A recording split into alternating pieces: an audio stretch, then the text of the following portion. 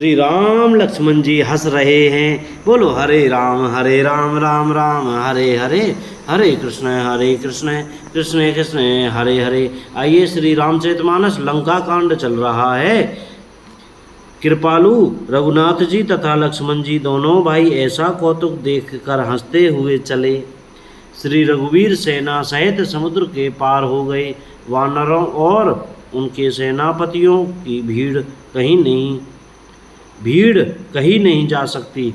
प्रभु ने समुद्र के पार डेरा डाला और सब वानरों को आज्ञा दी कि तुम जाकर सुंदर फल मूल खाओ। यह सुनते ही रीछ वानर जहाँ तहाँ दौड़ पड़े। श्री राम जी के हित सेवा के लिए सब वृक्ष ऋतु कुऋतु समय की गति को छोड़कर फल उठे। वानर भालू मीठे मीठे फल खा रहे हैं, वृक्षों को हिला रहे हैं और पर्वतों के शिखरों को लंका की ओर फेंक रहे हैं। घूमते फिरते जहाँ कहीं किसी राक्षस को पा जाते हैं तो सब उसे घेर कर खूब नचाते हैं और दांतों से उसके नाक कान काटकर प्रभु का सुयश कहकर अथवा कहलाकर तब उसे जाने देते हैं। जिन राक्षसों के नाक और कान काट डाले गए उन्होंने रावण से सब समाचार कहा। समुद्र पर सेतु का बांधा जाना कानों से सुनते ही रावण घबरा कर 10 मुखों से बोल उठा। वन निधि नीर निधि जलधि सिंधु वारीस तोय निधि कंपति उदधि पयोधि नदीस को क्या सचमुच ही बांध लिया।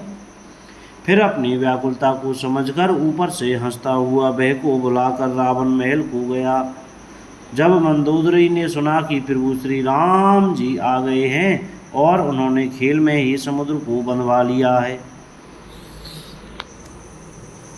तब हाथ पकड़कर पति को अपने महल में लाकर परम मनोहर वाणी बोली।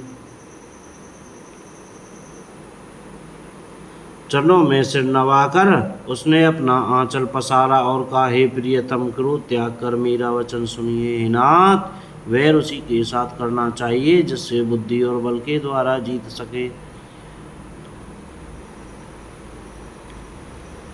आप में और श्री रघुनाथ जी में निश्चय ही कैसा अंतर है जैसा जुगनू और सूर्य में। जिन्होंने विष्णु रूप से अत्यंत बलवान मधु और कैटभ दैत्य मारे और वाराह नृसिंह रूप से महान सूरवीर दीति के पुत्रों हिरण्याक्ष और हिरण्यकश्यपु का संहार किया। जिन्होंने वामन रूप से बलि को बांधा और परशुराम रूप से सहस्त्रबाहु को मारा, वे ही भगवान पृथ्वी का भार हरण करने के लिए राम रूप में अवतीर्ण प्रकट हुए हैं। हे नाथ, उनका विरोध न कीजिए जिनके हाथ में काल कर्म और जीव सभी हैं। श्री राम जी के चरण कमलों में सिर नवाकर उनकी शरण में जाकर उनको जानकी जी सौंप दीजिए और आप पुत्र को राज्य देकर वन में जाकर श्री रघुनाथ जी का भजन कीजिए।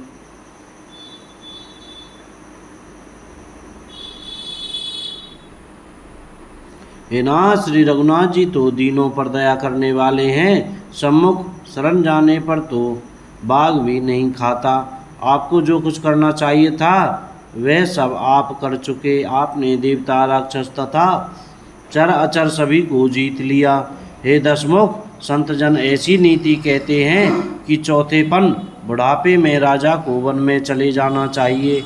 हे स्वामी, वहाँ वन में आप उनका भजन कीजिए जो सृष्टि के रचने वाले, पालने वाले और संहार करने वाले हैं। बोलो जय सिया राम। कोई गलती हो गई हो तो क्षमा करें। जय श्री सीताराम।